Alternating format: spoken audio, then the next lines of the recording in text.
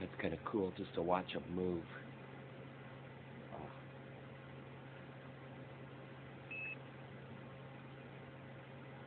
Okay, there. Okay, I'm going to put a puff of air into this side. Here we go.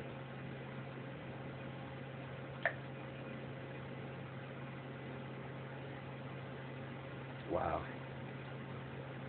Cool. Wow, I just love those oscillations. Here we go. Okay. I'm going to switch it to a black background.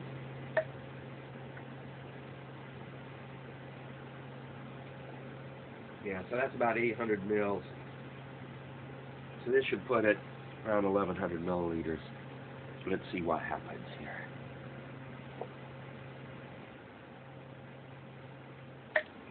Oh, I just love that. Look at that. Amazing. Just one of these jaw-dropping moments.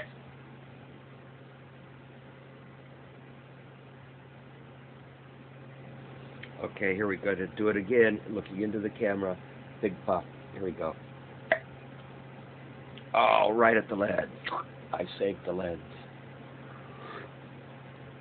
What I'm planning to do is, after this whole series of experiments, I'll suck all this water up with the syringe, I'll put it back in bags, and I'll use it to make tea with, so I'll end up drinking my experiment. You gotta conserve your resources when you're in the frontier. You don't get to see this as common, intuitive observables on Earth. And so when we go into a frontier, our normal earth-honed intuition no longer applies. And this rule works when you go to the bottom of the ocean or into the stratosphere or wherever you find your frontier under the stage of an electron microscope. Your normal everyday life intuition no longer applies. And that's why frontiers are rich in discovery, because things aren't the normal, they aren't the usual. Joe, come take a peek at this. Holy crap. Get my towel ready to catch the satellite drop. Here we go. Isn't that wild? That's great. It's a superposition of surface waves that go around the outside of the sphere and body-centered waves, inertial waves that go through the middle. I'm going to give it another puff just because I'm in space and I can. And instead of putting a puff of air on it, I'm going to put a puff of water. This is going to have a lot more momentum in it than the air. Whoa, whoa, I was afraid. Oh, look at that, cool. I squirted water through. Oh, isn't that cool? The water in the sphere went around the air cavity and formed a huge bubble. Wow. Oh, that is so cool. Let's see what my hand looks like. Oh, look at that. Yeah, oh. There we go. Yeah, that's good. That's good. Shows that optics works.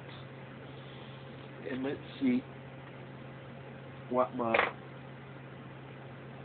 mug looks like. Oh. I could be a human pendulum. This shows the lens lock.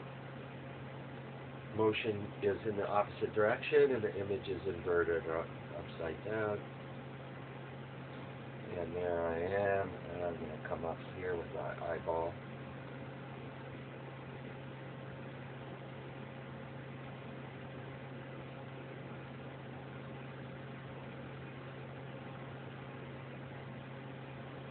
Now I'm going to do the same thing with my nose, and this is going to get ugly, and I apologize in advance.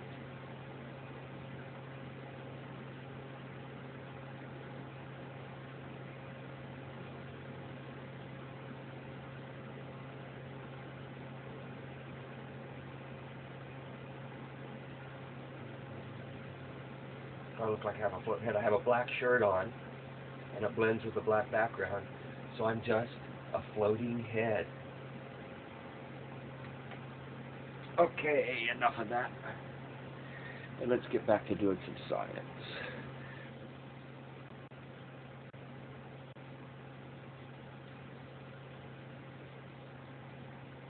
Oh, man.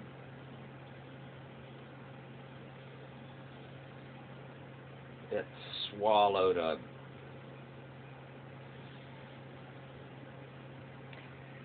How am I going to get those out?